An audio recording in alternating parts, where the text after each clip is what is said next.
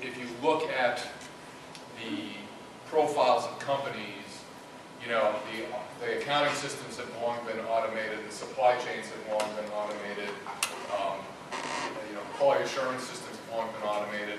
We've gotten around to automating sales and marketing systems to make them more efficient. I think the next big bastion is going to be the efficiency around R&D spending.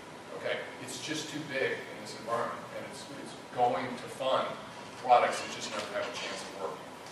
So the numbers are big, the dollars are huge, and the key thing, particularly for you, and most of this crowd is focused on the startup world, is when, by human nature, when you go to build something, meaning build a company, you're going to go focus on where you can get data.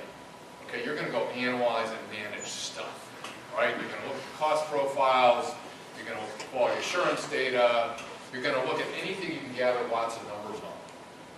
But if you step outside your comfort zone, so you're going to look at, you know, technology issues, manufacturing issues, how do I hammer costs down on this, how do I get a slightly better insurance plan, how do I beat up the copier salesperson and save, you know, a few cents on each copy, where do I get my desks from, you know, all that kind of stuff.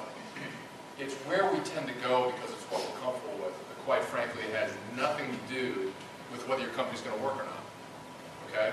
Because the thing that dictates whether your company's going to work or not is getting out into the market and seeing what's going on there. So typically, companies focus on managerial issues. Okay? Sort of the top half of that slide. They don't focus on the bottom half of that slide. Okay? Why is this? The top half is easier to follow.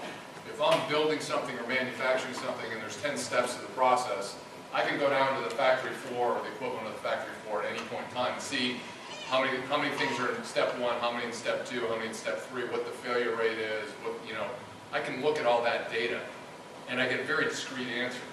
But if you look at that second half of this, it's sales and marketing, it's black box, there are no discrete answers.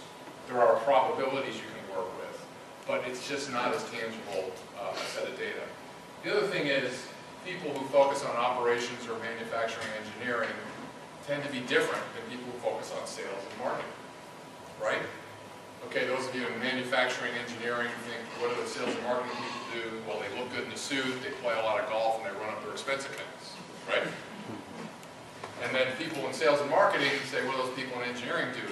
They show up late, they leave early, and they put the features in the product they want to put in versus what the market needs. So you see a lot of natural sort of contention between these two groups.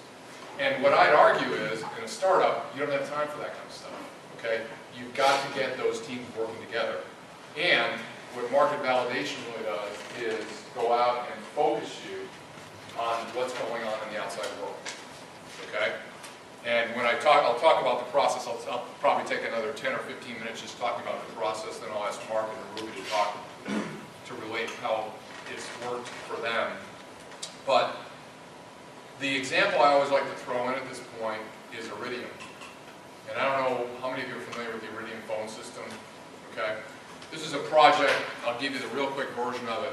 It launched in the early 90s from Motorola.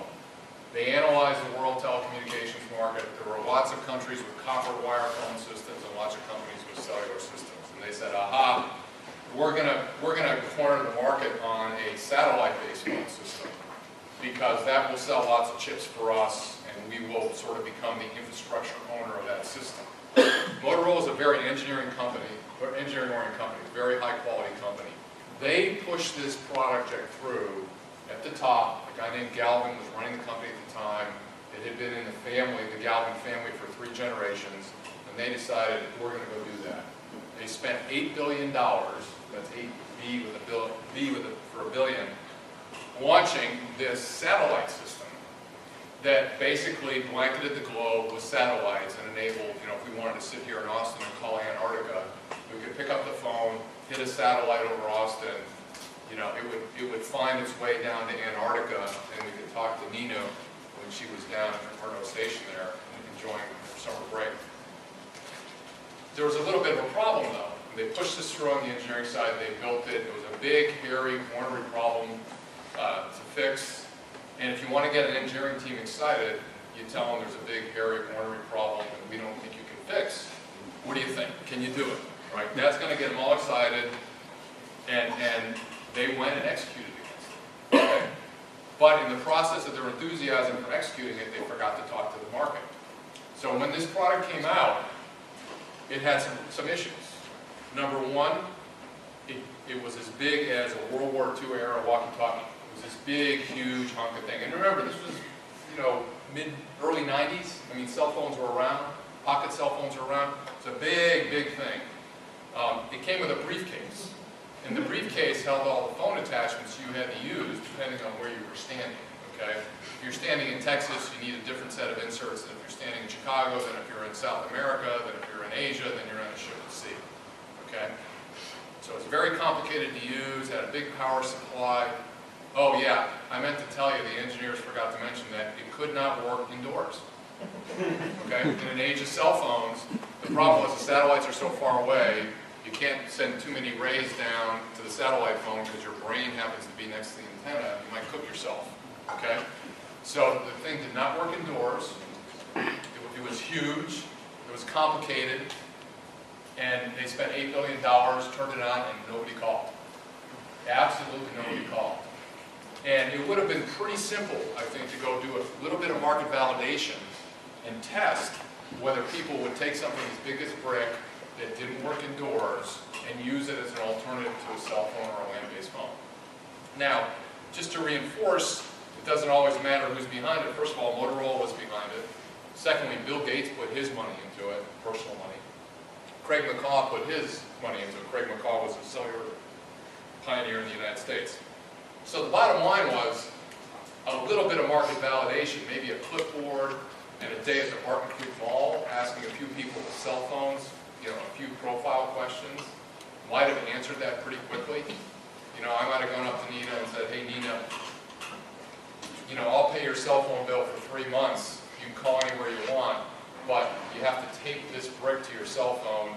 You can only use a cell phone outdoors, and I'm going to show you, by the way, it's very expensive to use, what the bill looks like when you're done, even though I'm paying for it. And the point is, if you talk to 100 people like that, I doubt you would have gotten many takers on the offer. And you probably could have saved Motorola $8 billion before they went and spent it. Okay? That's the idea behind market validation. Go out and test things before they're formally available. Okay? And this is going to make some of you nervous. Essentially what you're doing is you're mimicking the sales process you're going to use once your product's done.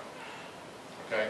But you're doing it before you spend all that money on development. And the profile I use is spend 5% of your product development budget validating the market to make sure the 95% you're about to spend is pointed at something that makes sense. And that's what the book is about. Okay?